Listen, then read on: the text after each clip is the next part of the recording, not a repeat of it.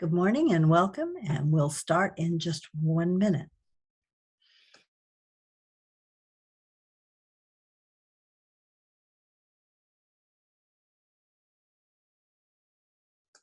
And while you're waiting, you'll see a link in the chat to the slides. So if you want to download those.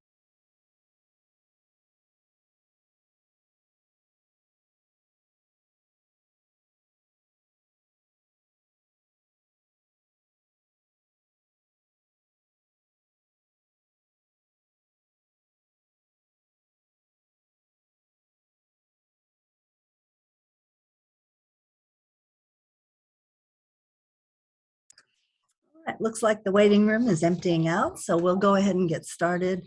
Good morning, this is Bonnie McFarland, and with me today is our team, Adrian Balcazar, Rachel Garcia, Debbie Cano, Jeannie Keith, and our now not so new coordinators, Helen Choi and Anita Lomeli are also with us. You will, as I mentioned in the chat, you'll find a link to the resources for the meeting today. The slides will be there. That's also where you will find the recording posted after the meeting. And give us a little time, but we will usually get that up within a day or so. So check there for the meeting. All right, let's take a look at our agenda for today, and you'll see it's a short agenda compared to our usual agenda. That may be good news for you. That hopefully means there's a little bit less on your plate than usual, but also hopefully we won't feel as rushed today as we usually do with a lot of topics. And if we end a little early, I think no one will complain about that one. So, but hopefully these are pertinent topics to you right now, and we can assist you with them.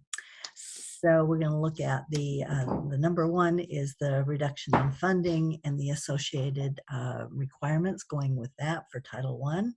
Then we'll also, you have your quarterly stimulus funding reporting coming up. So Rachel will be reviewing that. Then we want to look at some FPM, but Adrian's done some analysis of the reasons for non-compliance, and she'll be sharing some of that today. And then we'll look at the LCAP process moving forward, and also some things to help you in that process going forward from Debbie Cano and Jeannie Keith. So on the next slide, you'll see, if you've been with us before, you'll please put your questions in the chat. We'll monitor them. We answer them as best we can as we go through. But as you know, a lot of your questions are very detailed and require us to provide more detailed response than we can today. So we will follow up with our normal Q&A and answering all your questions in writing. That will also be posted on the link that you see in the chat. All right, and here is where you'll find, again, the link to the Q&A from previous. If you missed previous meetings, you can go in there and catch up and look at the Q&As and also the recordings for the meetings. All right, so let's get started. And we wanted to start by reviewing the information that went out recently about your reduction in funding for Title I. So 2 messages went out last week regarding the reductions. You may have gotten both, or you may have gotten just one of them, but they both addressed the reductions in the Title I funds and the steps LEAs need to take to address the reduction. The first letter that went out addressed the fiscal implications, and the other one addressed the consolidated application requirements associated with it. This impacts Title I Parts A and D. So most charter schools and school districts receive Title I Part A. So that's your basic program. So that's going to affect most of you in LEAs.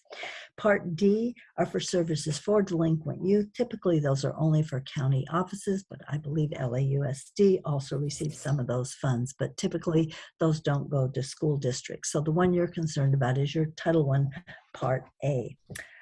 We want to review the communications today that went out. We understand, I can see that some of you are already working on these and moving forward. I've checked in and you're already moving ahead. But we're going to take a look at what happened and what you need to do to address these. Leslie Sharp from CDE Fiscal may be popping in with us. If she does, I invite her to pop in anytime. She works with the Title I allocations. And if she's here, if she has anything to add or correct, please jump in, Leslie. All right, so let's start out by looking at what happened. All right, how did we get here? And the initial letter from the CDE Fiscal Office really reviewed this. That went out on March 15th, and it provided the background to the reduction. The issue is related to a miscalculation of the carryover amount at the state level that was applied to the 2021 total amount available statewide for Title I Part A and D programs. That error meant that the amount approved in the 2020 Budget Act included $88.2 million in carryover funds that were actually not available for allocation to LEAs. Based on that, what was in the Budget Act, LEA allocations were made based on that total amount, and that resulted in the need to reduce LEA allocations by approximately 4.5%. The basis for the error was really a miscommunication about whether the funds were available, because although the funds were not yet spent at the end of the state fiscal year in June, they were obligated for funding. And as you know, federal funds can be spent through September 30th. So because of that gap, that's where the miscommunication was. The funds hadn't been spent yet, and the assumption was they were available for carryover. However, they were obligated by LEAs, and they were spent by the September 30th deadline. So that is the reason for all of the background on what happened and why this occurred. And in the letter, they did apologize for the error and the work that it's causing on your end. So let's take a look at the next slide and what needs to happen. So LEAs are going to need to backfill Title I expenditures to align with the adjusted allocation, and they're going to have to use other fund sources to do that. The March 15th letter identifies several possible fund sources LEAs can use for that purpose. So because LCFF funds are unrestricted funds, can be used for any allowable purpose under state law, LEAs can use LCFF funds to make those backfills. But they also suggested ESSER funds, because one of the allowable uses of ESSER funds is any allowable activity under the Elementary and Secondary Education Act. So any of your title programs, any of those activities are included as an allowable activity. So if you have additional ESSER 1, 2, or 3 funds, then those funds can be used to backfill those Title I expenditures. Okay? And when you keep in mind, you have deadlines coming for each of those. So look at the timelines for expending the funds and see which are gonna expire first, and spend those funds first if you're gonna do any backfilling.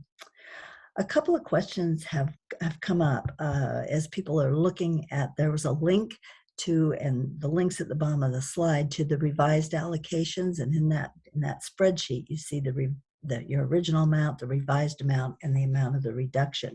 So a couple of questions have come up.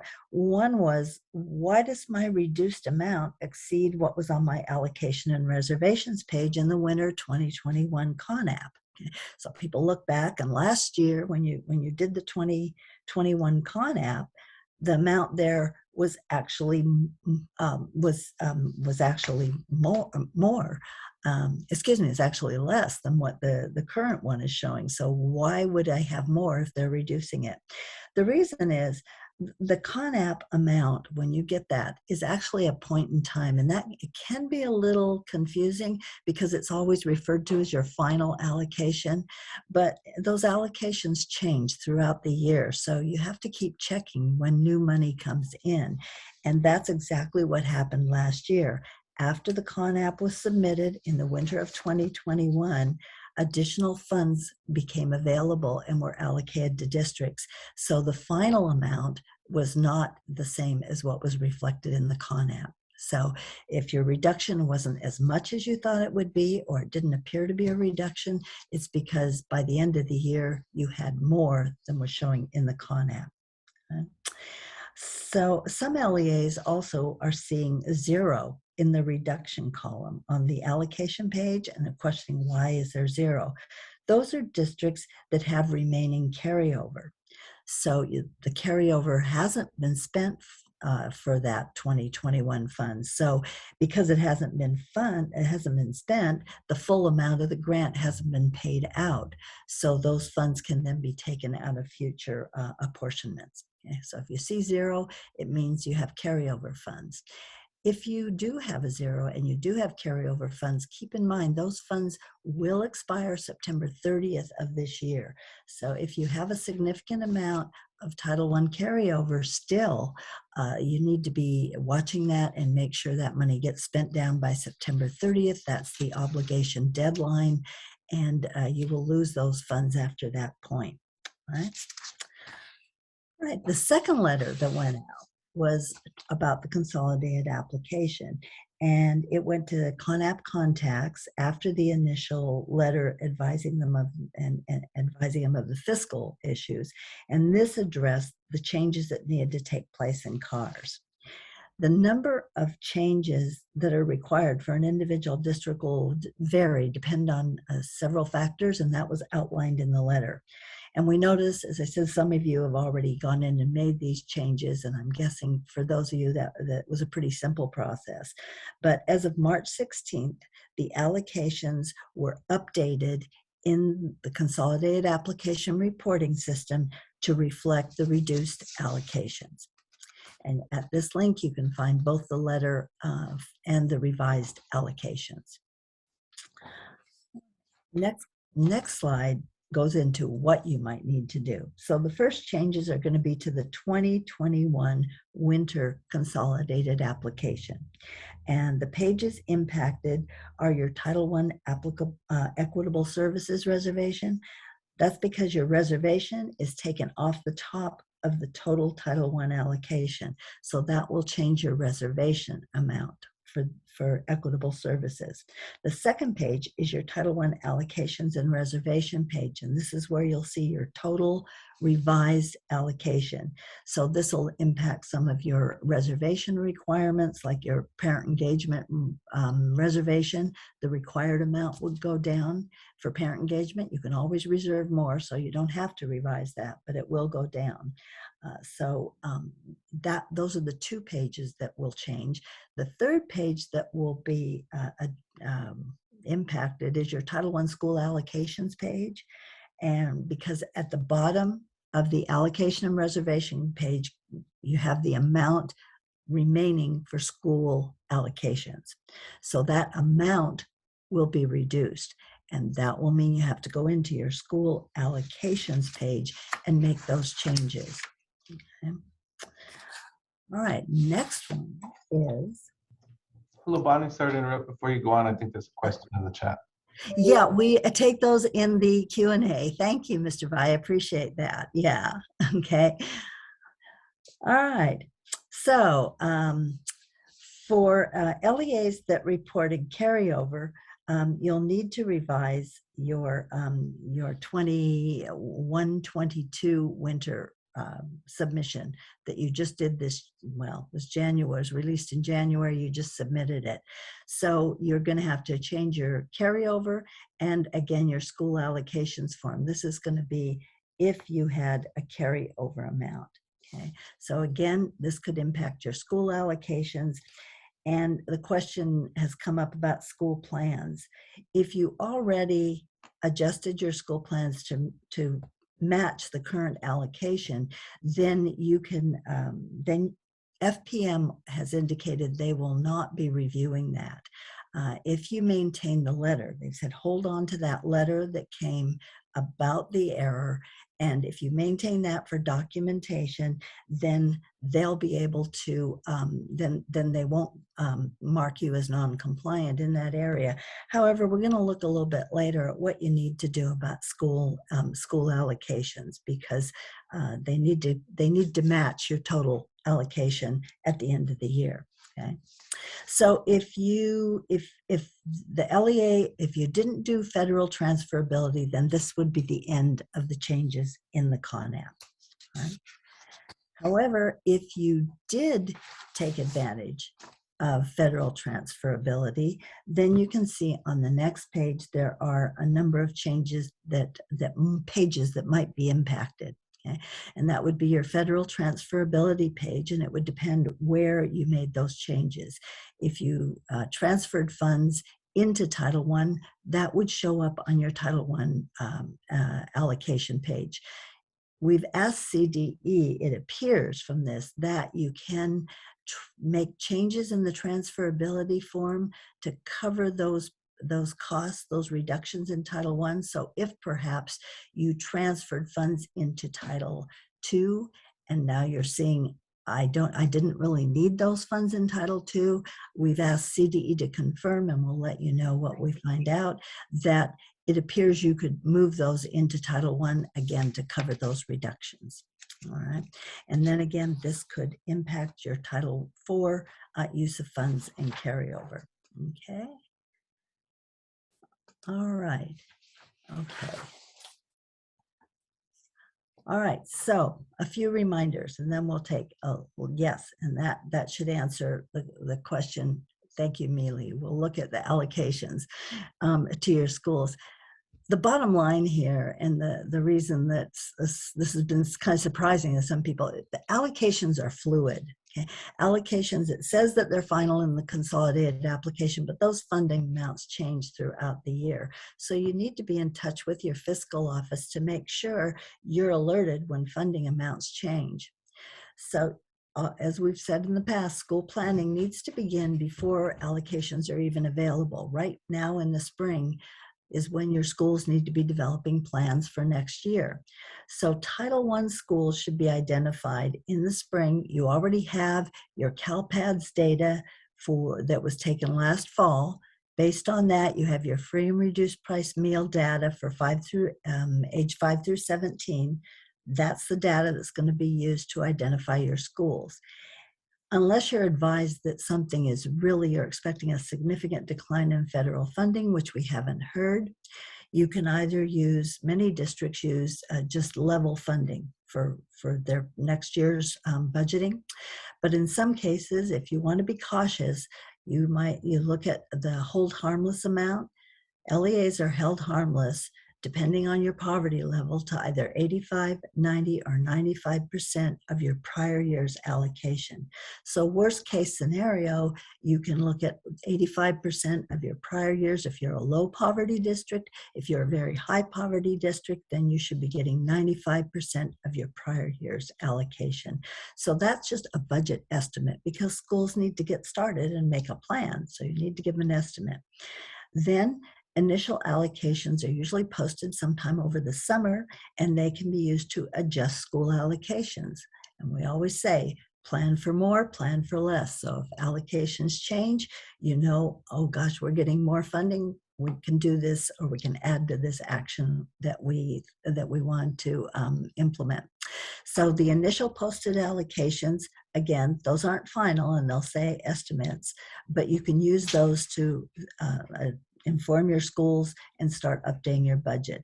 Then by the time the winter CONAP comes out, the funding is fairly close at that time, but it has to be used for FPM purposes to align with your school plans. So that's where the FPM requirement is, that the school plan needs to be revised to match the allocation in the CONAP. And as we said, they're allowing this year for you not to have to go back and make those changes if you use that letter as documentation. However, additional changes may come throughout the year. So you need to continually watch your allocation amount and see if it goes up, and inform schools when there's more funding available. And that should be an ongoing process for your school site council to be reviewing the plan and adjusting those actions as needed. And the next slide shows where you can find that information. We've shared that before. So you go to the finance and grants at the California Department of Education. You're going to click on the drop down and go to categorical programs. Under categorical programs, all the title programs will be listed. And you click on, this one is Title 1, and you'll see it takes you to the funding page. And you can click on whatever year you want to look at. So important to look at prior year funding if you have carryover and see if that's being spent down. Okay? And then you can find your funding amount and see how much has already gone out and how much is still remaining. So I'm just going to check. I'm not sure. Leslie, did you join us? No, sounds like she didn't get there. But I hope that answers the question about school plans. And same question, yeah, and the impact on school plans. That seems to be the major one. All right. All right, and there's some. Okay, so we will, I see there are some more detailed questions and we'll get to those in the, do we have any guidance? No.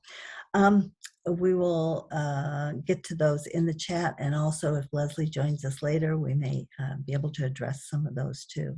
So I'm going to turn over now to make sure we get through the rest of the slides, and I'm going to turn over to Rachel, and she's going to give you an update on the stimulus funding. Thank you, Bonnie. Good morning, everyone. As Bonnie mentioned, we have a few reminders regarding the federal stimulus funding reporting. And there are two different reporting windows that we'll be discussing, the quarterly reporting and annual reporting. Next slide, please. So the reporting window is now open for the 2022 spring reporting cycle, and it will remain open until April 15th.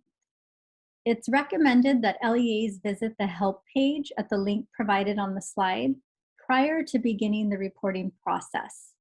And this help page, it explains each section of the quarterly report and also provides guidance on how to complete the report. And we've also included on the slide the link to the reporting portal. Next slide, please. So here we see a list of the funds that LEAs are required to report on for the 2022 spring quarterly report.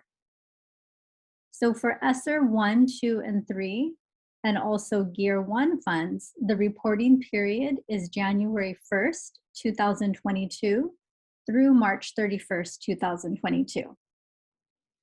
For the Expanded Learning Opportunities Grant and the ARP Homeless Children and Youth 2 funds, the reporting period is March 13th, 2020 through March 31st, 2022.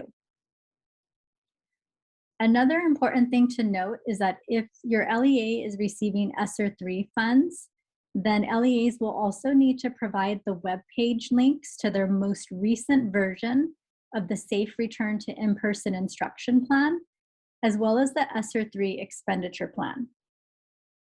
And so just as a reminder, LEAs must revise its Safe Return to In-Person Instruction Plan at least every 6 months until September 30th, 2023. And when making revisions and when determining if revisions are necessary, LEAs must also seek public input and take this input into account. Any revisions must also address an LEA's policies for each CDC updated safety recommendation, and the revised plans must be publicly posted on the LEA's website.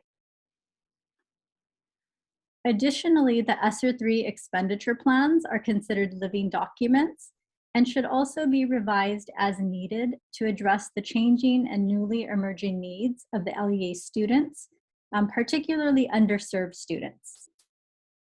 And so it's also important to note that LEAs should be periodically checking the allocation amounts posted on the CDE website, as these amounts sometimes change, and you'll want to ensure that the correct amount is reflected in your ESSER 3 expenditure plan. Next slide, please. So next we have the annual reporting. And so the annual reporting window for stimulus funds is scheduled to open on May 2nd and close on May 20th, 2022. And for this annual report, LEAs will be reporting on ESSER 1, 2, and 3 and Gear 1 funds. So for ESSER 1 and Gear 1, the reporting time period covered will be from October 1st, 2020 through June 30th, 2021. And for ESSER 2 and 3 funds, the reporting time period covered will be the state fiscal year 2021. So that would be July 1st, 2020 through June 30th, 2021. The CDE is also currently finalizing a more streamlined system for this annual reporting. And they sent out an email last month detailing the information that LEAs will be required to report for the annual report. And so the next few slides highlights the information that LEAs will need to provide for this annual report. And the CDE recommends that LEAs start collecting this information now to support future reporting. Next slide, please. So based on the annual reporting email that CDE sent out on February 2nd, LEAs will have to report on expenditures for ESSER 1, 2, and 3 funds according to the 4 categories listed on the slide. So you can see that includes addressing physical health and safety, meeting students' academic, social, emotional, and other needs, mental health supports for students and staff, and lastly, operational continuity and other allowed uses. Then under each of those 4 categories, LEAs will need to report the total amount expended for salaries, benefits, purchased professional and technical services, purchased property services, other purchased services, supplies, property, debt service, and miscellaneous, as well as other items. Next slide, please.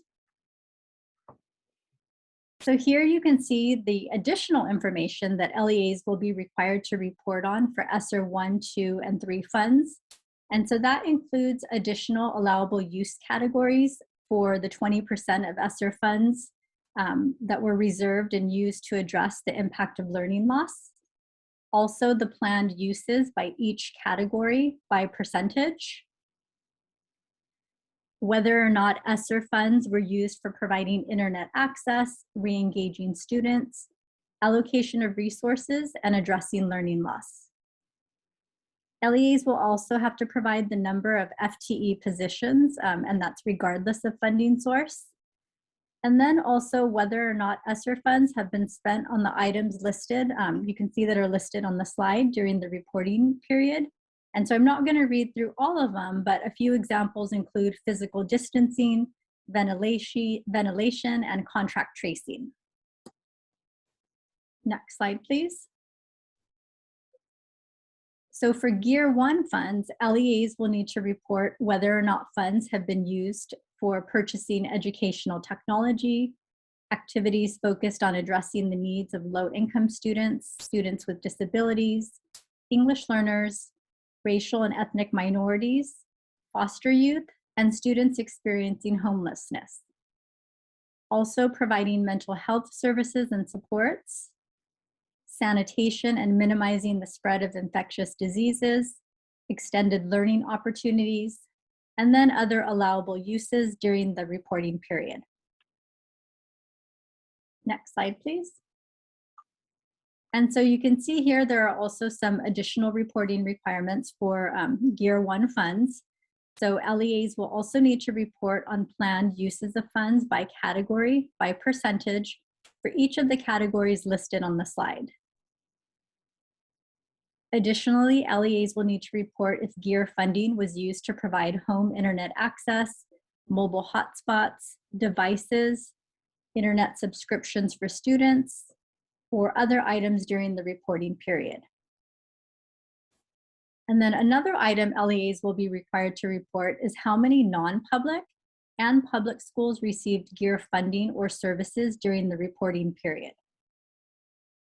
And so again, the annual reporting window is scheduled to open in May. However, it's recommended that LEAs start collecting this information now to prepare for this reporting window. Next slide, please. So here we have a reminder regarding procurement. So as with other federal funds, Any LEA that has received federal COVID relief funding must ensure that all relevant state and federal procurement requirements are met when making purchases using these funds. And so please be aware that the pandemic is not considered a justification to exempt LEAs from following state and federal procurement requirements. And so the CDE sent an email from their Ed Relief Funds listserv last week on March 15th to remind LEAs about these rules and requirements. And so state procurement requirements can be found in the California Public Contract Code, sections 20100 through 22178. Federal procurement requirements can be found in the Title II Code of Federal Regulations, sections 200.317 to 327. And we've included links to resources for both state and federal procurement guidance on the slide. And it's important to ensure that both state and federal requirements are followed in the events of audits or monitoring from federal or state entities. And so that concludes my section. So I will now turn it over to Adrienne for an FPM update. Thank you, Rachel. Good morning, everyone. Today, we're going to take a look at the most frequently non-compliant items in the compensatory education program. These two columns are the most frequently non-compliant compensatory items for the 21-22 school year thus far. The first column is CDE's list of FPM findings, which is based on 80 online and telemonitoring CE reviews statewide. And the second list that you see on the right are the findings of the districts and charters within our LA County. What's interesting is when you compare the order of the findings between the state and LA County, you can see some differences. For example, CE5, School Site Council Composition, noted with the red star, was the top finding for the state, but it is not the top finding in LA County. It was actually the 6th. So you can see how LA County compares to the state findings. So now let's take a closer look at the 8 findings in compensatory education in the LA County. The first one is CE6, school site activities. This seems to be the #1 finding in LA County. Some common reasons for the non-compliance findings and the resolutions that are expected in order to resolve them can be found on each slide. The findings are generally around missing elements of the SIPSA, such as the comprehensive needs assessment or the description of the methods specific to the instructional strategies. A finding could also be because the SIPSA was not approved by the local governing board. And for task schools, a finding could be due to the program summary being unclear, or it did not identify the required eligibility criteria. And so for CE6, the resolution would be to upload a revised plan with the required elements and include the school site council agendas, sign-in sheets, and minutes, or submitting the evidence showing the approval by your local governing board. Another top frequently non-compliant item is CE10, which is allocations and reporting. The most common finding is that there are inconsistencies between the Title I funds that are allocated to the school site, stated in the CONAP, and what is actually reflected in the school's SIPSA. So as Bonnie mentioned, with this reduction in Title I funding, again, if you keep that letter and you make sure that you're on top of everything, you should be okay for this commonly non-compliant find. And to resolve this finding, the LEA must submit documents that show the actual SIPSA with the correct funds aligned to the CONAP, and evidence of how the school site council was part of this process, and that the revised plan was approved by local governing board. Keep in mind that the solution for CE10 is not a quick fix, because it involves bringing the school site council together and taking the plan for board approval. So it is best to have a process in place ahead of time to ensure the alignment of your plans and the CONAP.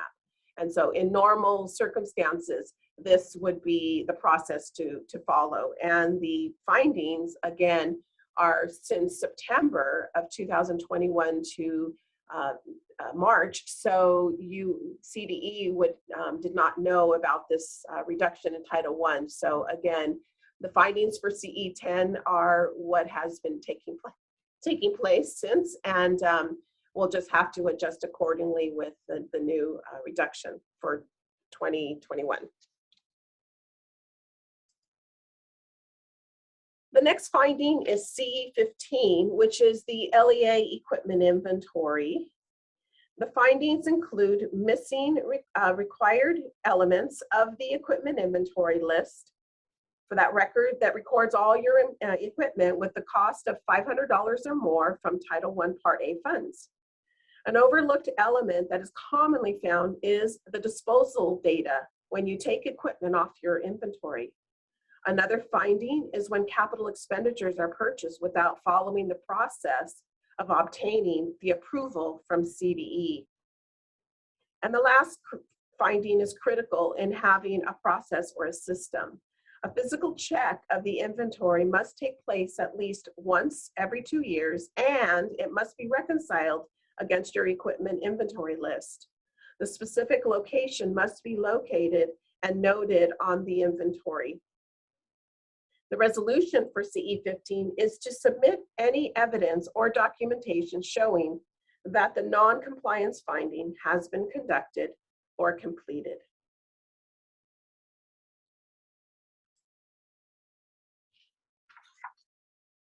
The next non-compliant item is CE11, which is the allowable use of funds. The findings here are generally around how or what the Title I funds are being spent on. A common finding is that the sites use the funds on expenditures that are not reflected in the SIPSA, or the SIPSA may have been revised at the site level, but without the approval of the school site council. Another finding is that the LEA did not spend the funds as reported in the CONAP. Those reservations and the general ledger don't match. Also, documents that show the indirect services exceeded the 15% allowability, or on the flip side, there's no evidence that at least 85% of the Title I funds are being used for direct services to students. Also, sometimes districts and charters don't provide the general ledger that's being requested. So the resolution for CE11 is for the LEA to submit the evidence that shows how the Title I services are being spent on the required reservations stated in the CONAP, the 15% administrative indirect services, or the 85% documentation for direct services to students. Keep in mind, if expenditures are found to be not allowable, you will be required to reimburse the Title I program.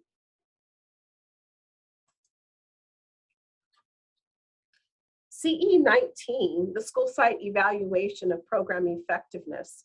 This item is a common finding because the actions and services within the Title I program must be annually evaluated for effectiveness. The CDE has provided some templates on their website, which can be used in conjunction with the development of the SIPSA. The evaluation process should be transparent and be accompanied by written documentation. The school site council must be a part of this process. And for TOS schools, excuse me, the LEA must monitor the targeted students' progress. So for the resolution for CE19 is that for school-wide program schools, the LEA must work with the school site council to develop an evaluation of the program effectiveness. And for TOS schools, the LEA must provide the evaluation of the monitored progress of those targeted students. Now, If you remember on the first slide I shared, CE5 was the most frequent non-compliant finding for the state, but for LA County, it's the 6th. So findings of non-compliance in the composition of school site council are mainly when the school site council does not have the required members or the composition. So for this finding, you may want to know if the school site councils at the schools have in their bylaws how to address maintaining the proper composition. What happens when members leave, and how are the members replaced so that full composition can be maintained? Another finding is when there is no evidence that the members were selected by their peers, or they're missing the forms, the ballots that were used during this selection process. So the resolution for this item could be submitting any of the missing documents. But what happens if the school site council selection process wasn't followed for maybe one of your member categories? So as part of the solution, you may need to conduct the selection process for that non-compliant member category in order to provide the evidence that is being requested and submitted to resolve CE5. And this is why it's better to be proactive when working with your school site councils, with the training, with the all the members understand the requirements and all of the responsibilities that come along with school site council and your other parent advisory committees. Okay, we're on the home stretch here. CE2 is school and parent engagement. One common finding is the confusion between the district level and the school level parent and family engagement requirements. In CE2, the school level requirements include the school and parent engagement policy and the school parent compact. Oftentimes, there are missing requirements that must be included within each of these documents. Another reason for a finding could be if there was no evidence of joint development with the parents with these documents. If you don't have any agendas, sign-in sheets, minutes that reflect that your parents were part of this process. And lastly, if you did not provide evidence of the distribution of the policy and the compact in its entirety to all your families, then you could receive a finding in CE2. The resolution for these reasons would require you to provide the required evidence. However, if you don't have a process or your process wasn't followed, you may need to provide training for your principals and your members of school site council to ensure future completion of the requirements of the school compact and the school and parent engagement policy. And for the last item, CE14, this item pertains to the LEA administrative charges, including time and effort. This item requires you to work closely with your fiscal staff. You're required to have time accounting policies and procedures in place, and you are expected to be following these policies and procedures. You're also required to submit time and effort documentation for salary and wages that are charged to your Title I Part A program. Within the time and effort reporting, you must have a duty statement that details what the person is doing to directly support the Title I program. So if a duty statement does not align to your Title I program, then a common resolution may be to reverse the salary or the charge and find another allowable funding in order to complete this expenditure. So we want to invite you to take a closer look at these slides on the non-compliance findings and the resolutions, because these are the current findings of your surrounding districts and charters in the Los Angeles County. And these are the actual resolutions that was given by CDE. So it's important for you to reflect on what processes you have in place. How do you ensure that everyone is following the processes you put in place or that are in place? And what processes do you need to put in place in order to ensure that you are meeting all the legal requirements of your Title I program. And so that is it for me, an FPM update. Now, I understand we have, Leslie is here. So is this a good time to break for that, or what would you like to do, Bonnie? Okay, well, there were some questions that might be good to clarify, and I'm glad Leslie is here, can pop in on it. One thing that I'm seeing is maybe some questions, particularly around school plans and the reduction.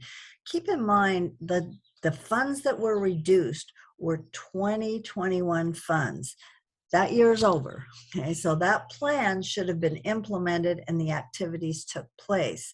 So what needs to happen is the other funds need to go in to replace those funds to support those activities. Other funds, and those are the ones we identified that would be allowable. Unrestricted funds, ESSER 3 funds are good sources to go in. So schools shouldn't be impacted by that reduction. Okay, because you're not taking the money away. They've already should have expended the money. Okay? So that would be the only impact would be if for LEAs for this year would be those that have carryover. And you were only allowed in the CONAP to put a maximum of 15% carryover in for your school allocations. So that would be the most that a school should be impacted, at least via the CONAP. Okay, so just keep in mind, we're talking about most of this will take place in the fiscal office. The intent appears from CDE to be to limit the impact programmatically and make these fiscal transfers. Leslie, can you add anything to that or add any clarity for us? Hi, everybody. Clarity might not be my long suit today, but we'll see. This is how I see it. The carryover page of cards is something that you may not even be filling out. That may be your business office, but that's the page that could potentially generate a billing in some future year when we don't have all these waivers being approved, by the feds beyond the norm.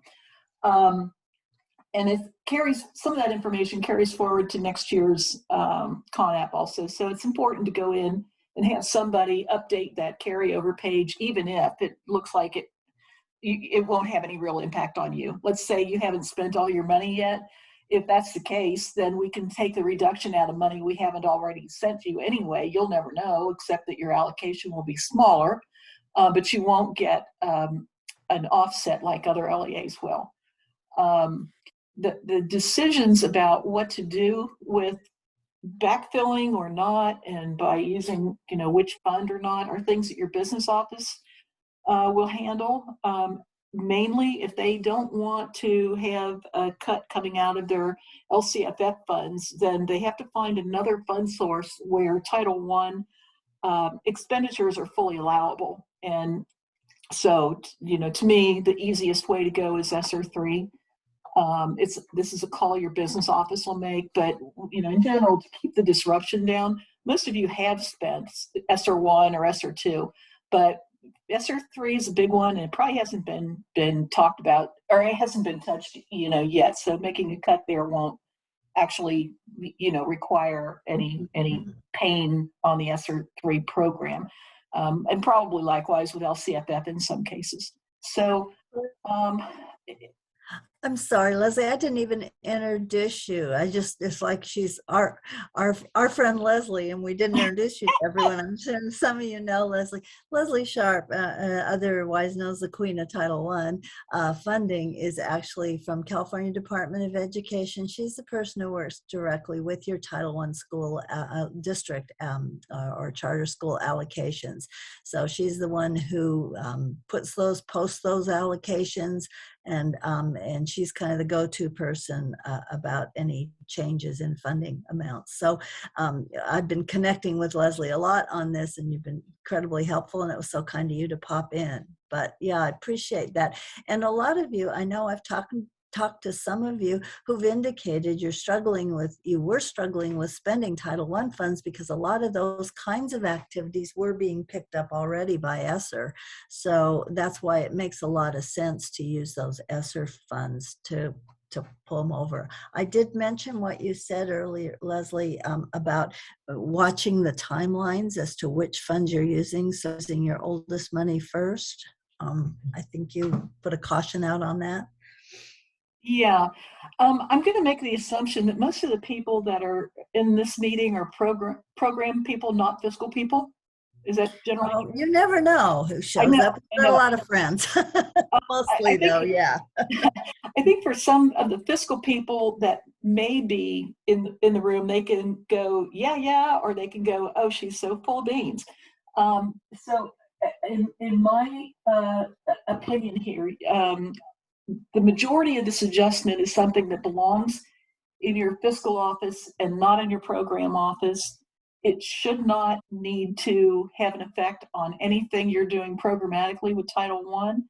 And people have just a gigantic amount of Title I carryover around right now because of all this extra funding. And, one of these days you won't. So you won't have waivers, I'm sorry.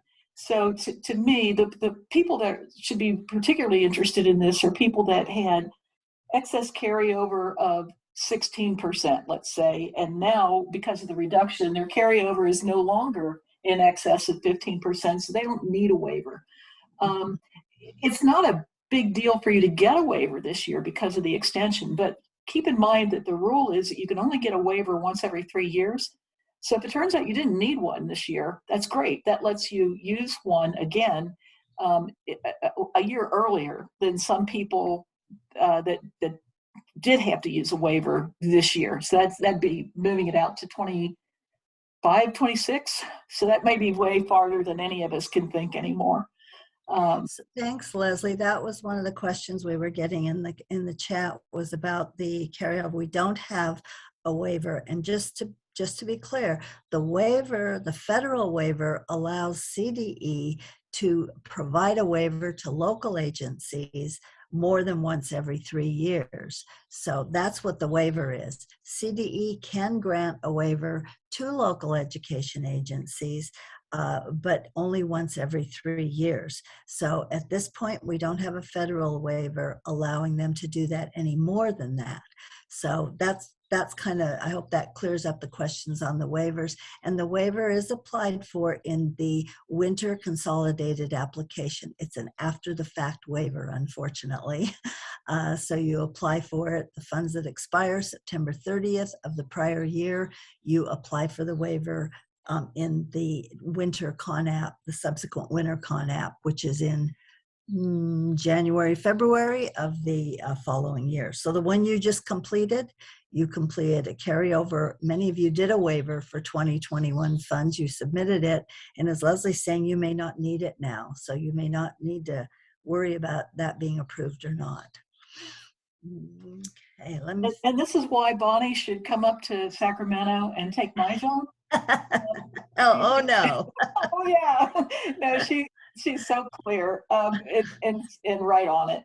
I saw a couple fiscal people stick their hand up. Anybody want to comment back one way or the other? Well, and we'll count on you to answer. We do a response in a Q&A because sometimes, as you know, these questions are more in the weeds and require more detail. And when we get in trouble if we speak off the top of our head sometimes. So we'll lean on you. Okay. But you did answer some of the big ones. One question, and this would not be really fair to throw to you, but you know, I think we need to go to the program office. But the tenor of the letter, the fiscal letter, seemed to indicate that that things like revising school plans and such would not be required for program monitoring or audit purposes. Do you know if that's just for sure, or will something be forthcoming in writing on that? Or do you have any inkling on that one, Leslie? And again, feel free to not answer. Yeah, we're kind of in that area because it's out of my corner, but in my Okay. personal opinion, you need to fill out the carryover waiver page, the end. Okay.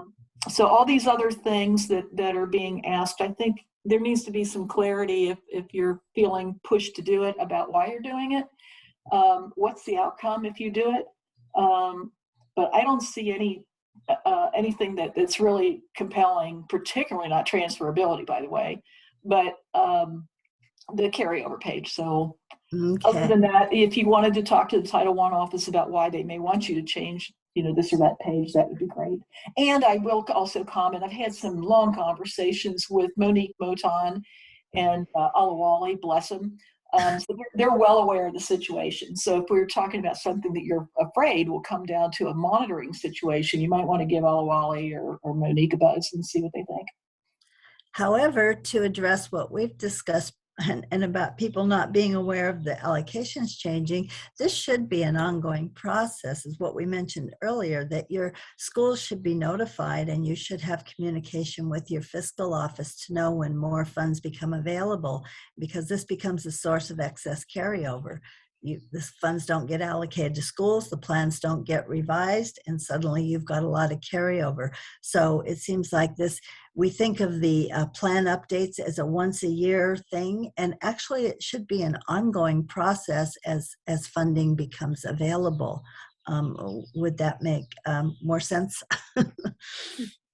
Yeah, I revise allocations by law, by at least 4 times a year. If I could Okay. only do it once, that would be wonderful, but I can't. Okay.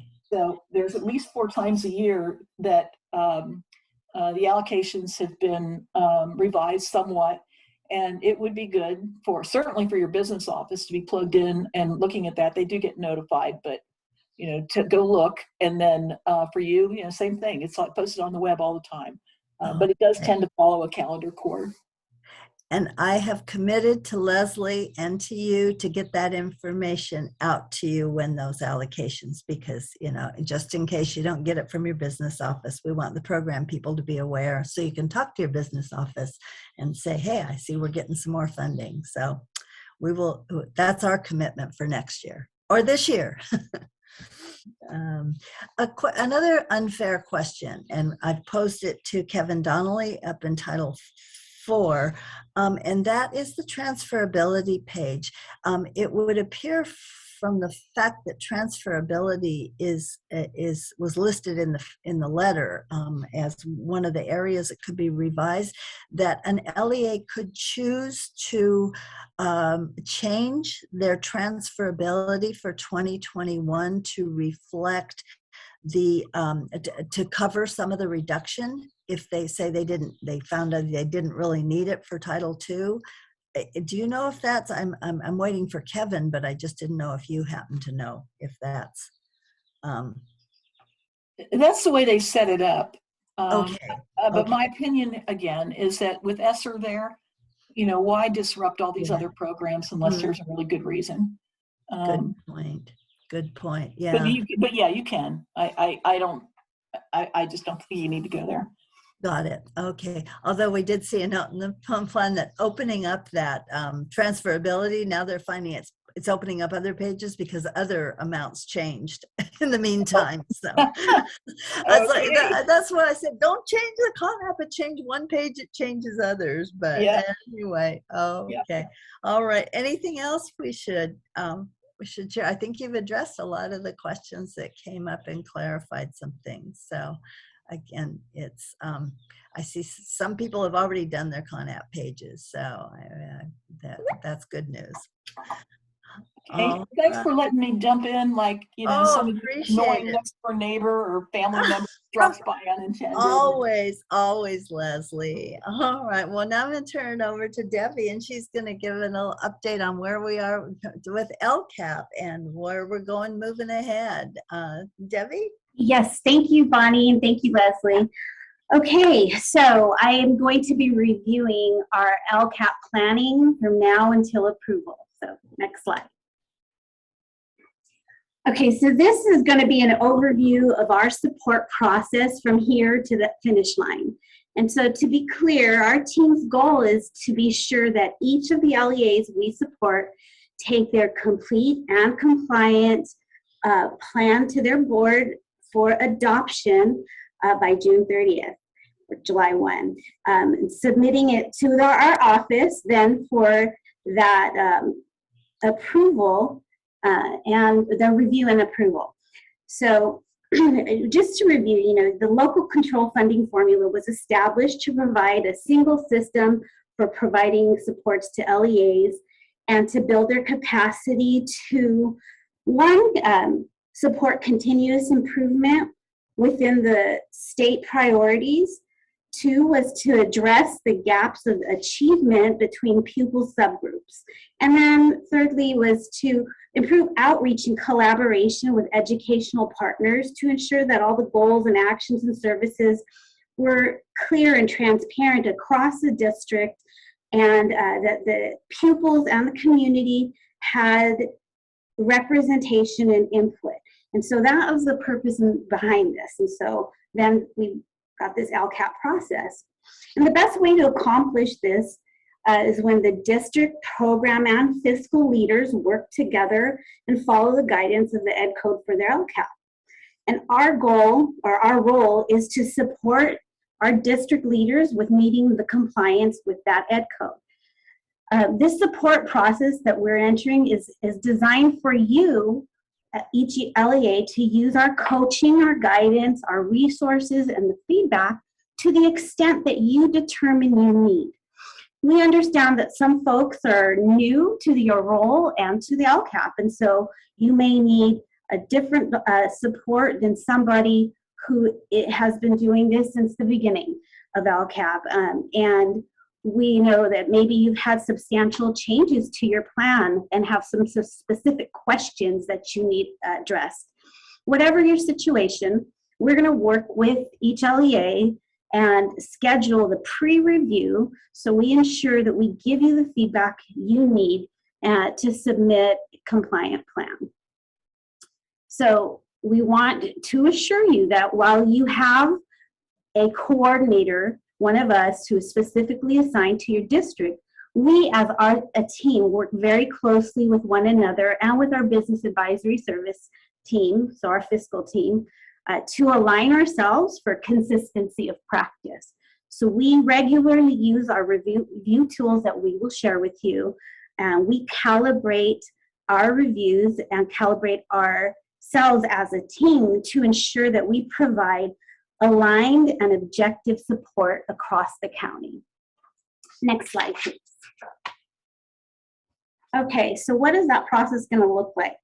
Now, we're at the end of March, and time we know is going to fly from here until that final submission. So before that time, we want to give our districts the level of support you need, as I said. So our process will involve first an initial meeting where we will meet with each of our districts to establish your personal plan of attack, whatever support you need. So we're going to meet with you in that initial meeting, decide what we're going to do. At that, an email is going to be sent out at the end of this week to schedule these initial meetings with each of our LEAs.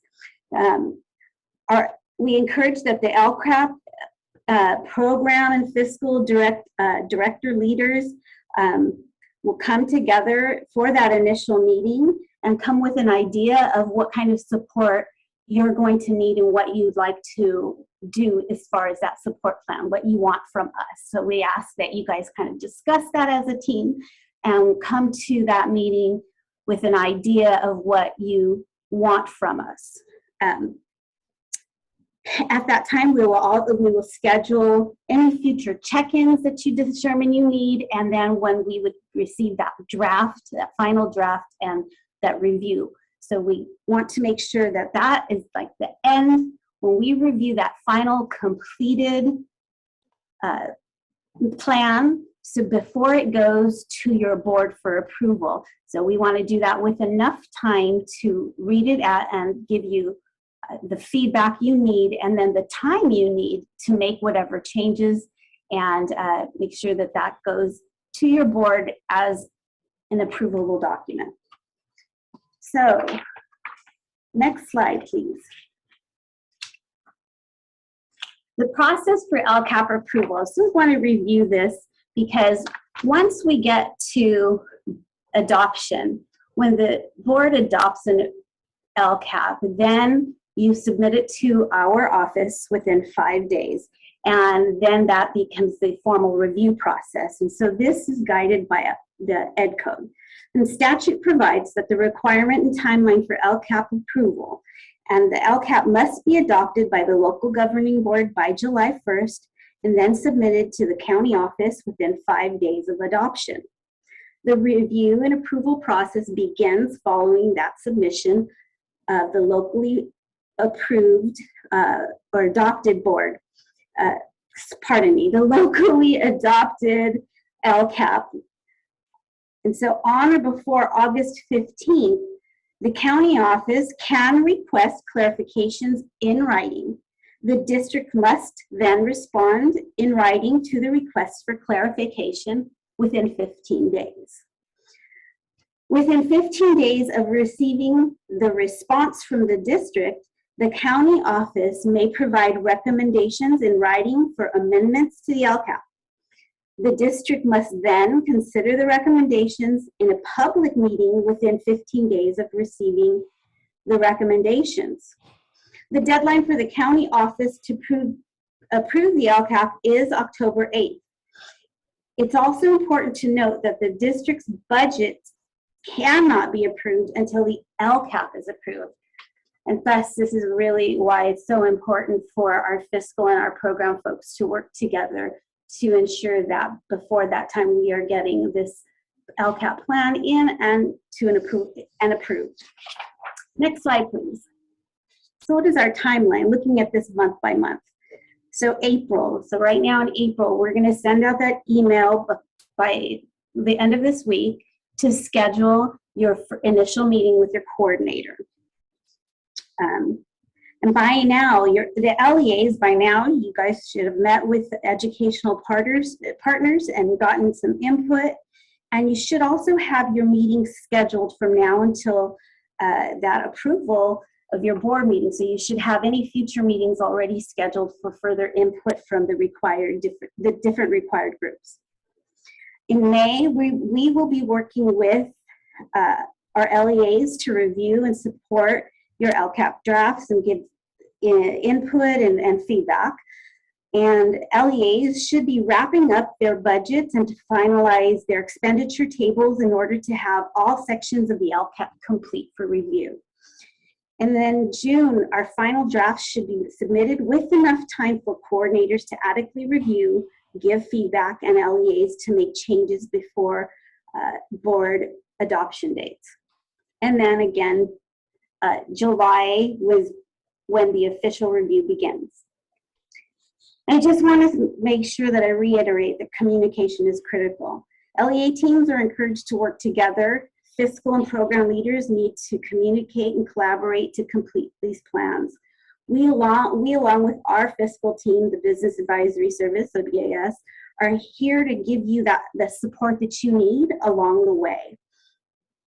We will work together to review and approve your plans. And we will be reaching out soon to get this process started. So now Jeannie's going to share some information and resources to help with your drafting and your completion of your LCAP. Jeannie? Thank you, Debbie. Good morning, everyone. We want to take some time this morning to briefly address the decision-making process for the 22-23 LCAP. And this visual provides 3 categories that an LEA might consider when making decisions about goals, actions, and expenditures, and metrics to include in the year 2 plan. So some questions we offer for consideration are, what will the LEA adopt or continue to include in the plan that addresses the LEA's current needs and is making progress toward the intended results? An LEA may also consider what additional actions the LEA might adopt to address needs and areas where they're not making the intended progress. So that's the first consideration of what you might adopt or continue for year 2. In terms of adjustment, what actions might need to be adapted to better respond to the LEA's needs?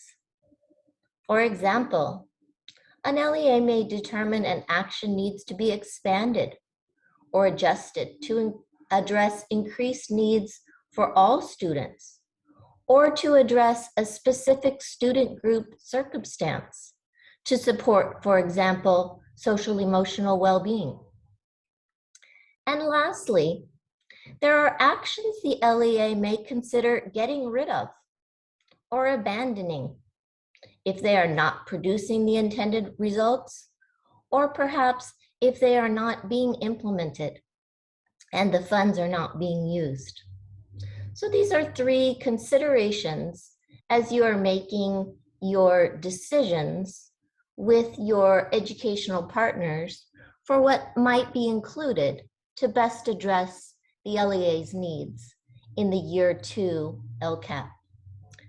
If you could go to the next slide.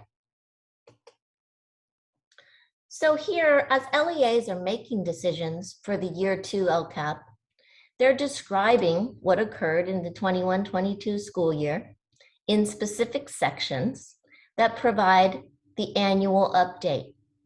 And so in looking at what occurred with this year's plan through these annual update sections, LEAs may consider the 3 categories just discussed. The next slides look at 3 of these sections that are intended to provide transparency for educational partners and to inform decision-making for the upcoming LCAP year. Next slide, please.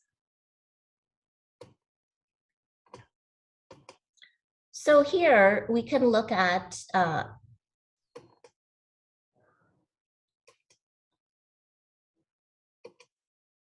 hold on a second. Here we can look at year 1 outcomes. And so in measuring and reporting, in the measuring and reporting results sections, LEAs are reporting their year 1 outcomes. Okay, so this is providing information about progress being made. And some considerations when looking at the year 1 outcomes are what progress is being made toward the goal for all students. Are there gaps or gains in progress being made across specific student groups? Are there other local indicators that inform progress being made toward the goal? What input from educational partners is informing the impact of the actions on the goal? And an LEA may have additional local data or student group data beyond what they included in last year's measuring and reporting results section. So they may consider adopting or adding additional metrics to their year 2 plan. Next slide, please. In the annual update actions table, LEAs provide estimated actuals to document what funds were used to implement the current year actions. This information connects to the goal analysis, which allows for educationals to see and read a narrative about where there were substantive differences between what was planned. And this describes for the community also what was actually implemented. Additionally, the goal analysis explains where, in the case that there were material differences between budgeted expenditures and estimated actuals. So using this narrative in conjunction with the year 1 outcomes and input from educational partners, LEAs can support their improvement process for determining and making year 2 decisions. And this information taken together will support the LEA to consider what they might adapt or abandon in the year 2 plan. And finally, in the last prompt in the goal analysis, LEAs will indicate any changes made to the planned goal, metrics, desired outcomes, or actions in the coming year. And so this frame for consideration of these categories may support your process for determining what you continue, what you change, and may support your overall response in that last prompt about changes that you are making to your year 2 plan. In closing today, if you go to the next slide, we wanted to share 3 resources that were included in our day 3 LCAP training. And included here is a screenshot of the 21-22 timeline for the LCAP process. And this provides the timeline as well as breaks down some areas where fiscal needs to be involved, where program needs to be involved, and where assessment needs to be all coordinated. So it provides a sort of step-by-step sequence for your process, and also breaks down how involvement from program, fiscal, and assessment needs to be coordinated, all in an effort to engage your educational partners in a meaningful process.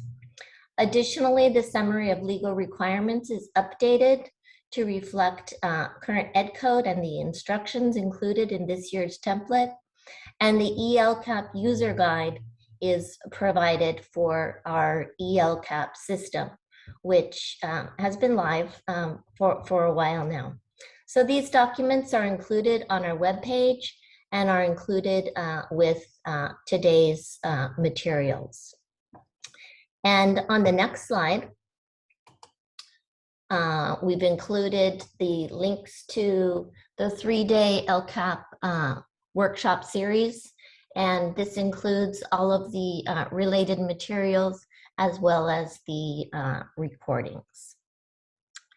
And with that, we look forward to our upcoming meetings with each of the LEAs. And on the next slide, we'd like to remind you that our next meeting is on April 28th at 10 in the morning. We thank you for joining us today. And we'll leave the chat open for a few more minutes in case you have additional questions. Thank you again for joining us today.